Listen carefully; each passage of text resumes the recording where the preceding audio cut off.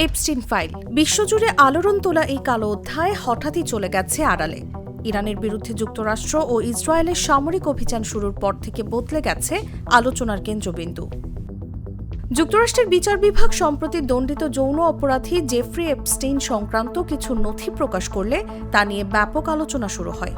ওই নথিতে বিভিন্ন প্রভাবশালী ব্যক্তির নাম উঠে আসায় যুক্তরাষ্ট্র, যুক্তরাজ্য সহ বিভিন্ন দেশের রাজনৈতিক অঙ্গনে তীব্র প্রতিক্রিয়া দেখা দেয়। ওই ঘটনায় যুক্তরাজ্যের রাজপরিবারের সাবেক সদস্য অ্যান্ড্রু মাউন্টব্যাটেন, উইন্ডসর এবং যুক্তরাজ্যের সাবেক রাষ্ট্রদূত পিটার ম্যান্ডেলসনের নাম আলোচনায় আসে। তাদের গ্রেফতারের ঘটনা দেশটির প্রধানমন্ত্রী কিয়ার স্টারমারের সরকারের ওপরও চাপ তৈরি করে।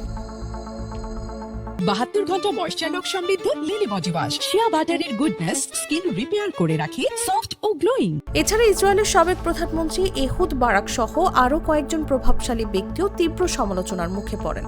এপস্টেইনের সঙ্গে ইসরায়েলের ঘনিষ্ঠ সম্পর্ক নিয়ে নতুন করে অভিযোগ ওঠে, যেখানে তাকে ইসরায়েলি গোয়েন্দা সংস্থা মোসাদের সঙ্গে যুক্ত থাকার অভিযোগ তোলা হয়। এদিকে যুক্তরাষ্ট্রের বাণিজ্য মন্ত্রী হাওয়ার্ড লাটনিকের বিরুদ্ধেও এপস্টেইনের সঙ্গে সম্পর্ক থাকার অভিযোগ উঠেছে। বিষয়টি নিয়ে তিনি কংগ্রেসে সাক্ষ্য দিতে সম্মত হয়েছেন বলে তদন্ত কমিটির প্রধান জানিয়েছেন। অন্যদিকে সাবেক মার্কিন প্রেসিডেন্ট বিল ক্লিনটন গেল সপ্তাহে আইন প্রণেতাদের কাছে গোপন শুনানিতে সাক্ষ্য দিয়ে বলেন, এপস্টেইনের সঙ্গে সময় কাটানোর সময় তিনি এমন কিছু দেখেননি যা তাকে উদ্বিগ্ন করেছিল। একই কমিটির সামনে এর আগের দিন সাক্ষ্য দেন সাবেক পররাষ্ট্রমন্ত্রী হিলারি ক্লিনটনও। তবে ইরান বোমা হামলা শুরু হওয়ার পর পরিস্থিতি দ্রুত বদলে যায় বলে মনে করছেন বিশ্লেষকেরা। যুক্তরাষ্ট্রের রিপাবলিকান কংগ্রেসম্যান থমাস ম্যাসি গেল বছর কংগ্রেসে এপস্টিন ফাইলস ট্রান্সপারেন্সি অ্যাক্ট পাশের উদ্যোগে ভূমিকা রেখেছিলেন। তিনি বলেন, পৃথিবীর অন্য প্রান্তে কোনো দেশে বোমা হামলা চালালেই এপস্টিন ফাইলের বিষয়টি হারিয়ে যাবে না। তিনি ইরান যুদ্ধেরও সমালোচনা করেছেন।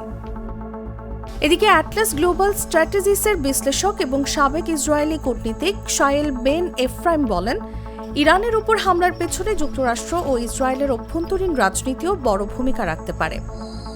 তার মতে, মার্কিন প্রেসিডেন্ট ডোনাল্ড ট্রাম্পের জনপ্রিয়তা বর্তমানে তার মেয়াদের মধ্যে সবচেয়ে নিচের দিকে রয়েছে। অর্থনৈতিক পরিস্থিতি আরও খারাপ হওয়ার আশঙ্কাও দেখা যাচ্ছে। ফলে যুদ্ধের মতো বড় ইস্যু জনমতের দৃষ্টি অন্যদিকে ঘুরিয়ে দিতে পারে।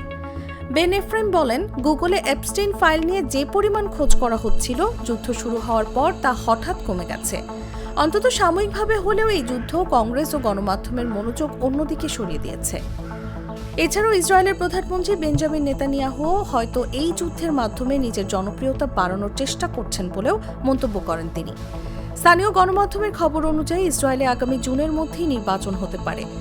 বেন এফ্রাইমের মতে, গাজায় চলমান যুদ্ধ নেতানিয়াহুর জনপ্রিয়তা খুব একটা বাড়াতে পারেনি।